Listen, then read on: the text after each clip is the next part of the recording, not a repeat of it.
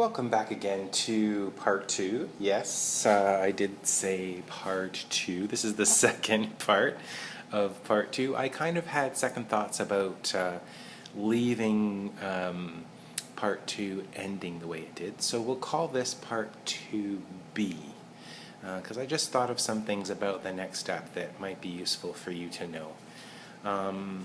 Just to reiterate, we're gluing the parts together. In the last part of part 2, we glued this together. And that's awesome. We made sure that these two holes lined up with this, the holes on this side. And we also glued this to the case part. So now what we're going to do now is we're going to assemble the door. And we're going to make sure that these line up with the guidelines that have been etched onto the back of this door. And the door is the piece with the hole in the middle. It is not this piece, which is a scrap piece. You're going to get 4 of these in your set. So I'm just going to show you about this. So what I'm going to do is I'm going to suggest that you put glue only here and here.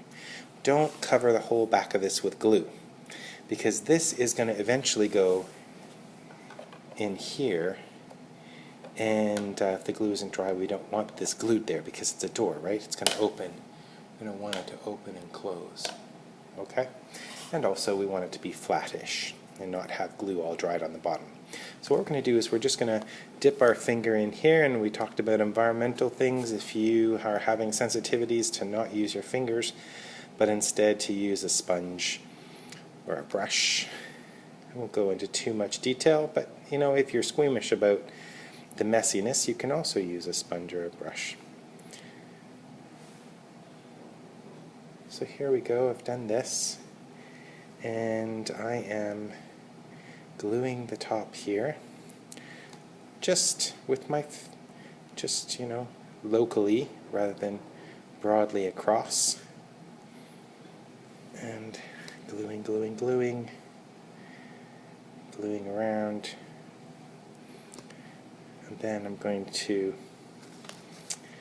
just stick this on lightly to this,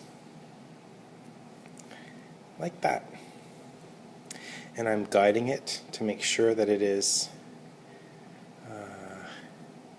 lined up with the guidelines that were on there, and that these holes match up with the half holes on the back, because we are going to be putting a screw through in there.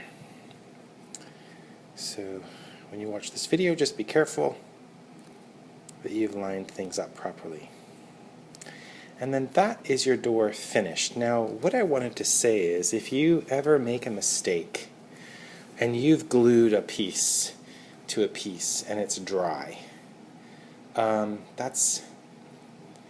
that's a little bit of a mistake, but I mean, you can pry this off eventually. You'll have a very rough surface where the glued surfaces were, but with some effort you can pry it off. But if you do carefully, you should be okay. Try not to make a mistake. Just go carefully and slowly, so you don't have to come across a messy situation like that. So here's your door completed. It goes in here like that, and when we get the hinges on, it'll be great. Okay, thanks for watching part B of part 2.